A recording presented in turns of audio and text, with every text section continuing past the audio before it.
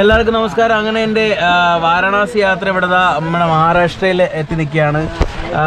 ഓരോ തവണ ഞാൻ യാത്ര ചെയ്യുന്ന സമയത്ത് ഒരുപാട് എന്താ പറയുക, നല്ല നല്ല സുഹൃത്തുക്കൾ അല്ലെങ്കിൽ ജീവിതത്തിൽ ഒരിക്കലും മറക്കാൻ പറ്റാത്തതായിട്ടുള്ള ഒരുപാട് ആൾക്കാർ ഞാൻ പരിചയപ്പെടാറുണ്ട്. എൻ്റെ ട്രെയിൻ യാത്രകളിൽ ഞാൻ അങ്ങനെ വീഡിയോ എടുത്ത് നിങ്ങളോട് എത്തിക്കാറുണ്ട്. അങ്ങനെ ഒരു ഫാമിലി ഞാൻ കാണിച്ചു തരാം. ഇവരെല്ലാം തമിഴ്നാട്ടിൽ നിന്നാണ്. ഹായ് ഹായ്, വണക്കം വണക്കം വണക്കം വണക്കം വണക്കം വണക്കം വണക്കം.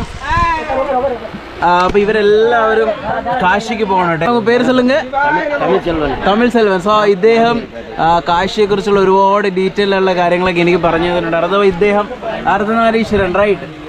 വണക്കം വണക്കം വണക്കം. സോ ഇദ്ദേഹമൊക്കെ ഭയങ്കര കമ്പനിയായിരുന്നു. എനിക്കുള്ള ഫുഡ് അതുപോലെ എന്നെ ഭയങ്കരമായിട്ട് ഇങ്ങനെ കെയർ ടേക്ക് ചെയ്തിട്ട് ഓരോ തവണ ഞാൻ ട്രാവൽ ചെയ്യുന്ന സമയത്ത് എന്താ പറയുക, ഭയങ്കരമായിട്ടുള്ള ചിലവുകളും കാര്യങ്ങളൊന്നും എനിക്ക് വരാറില്ല. കാരണം എന്ന് പറഞ്ഞു കഴിഞ്ഞാൽ നമ്മൾ ആ ഒരു സ്നേഹമാണ്, അത് യാത്രകൾ തരുന്ന ഒരു വല്ലാത്തൊരു അനുഭവമാണ്.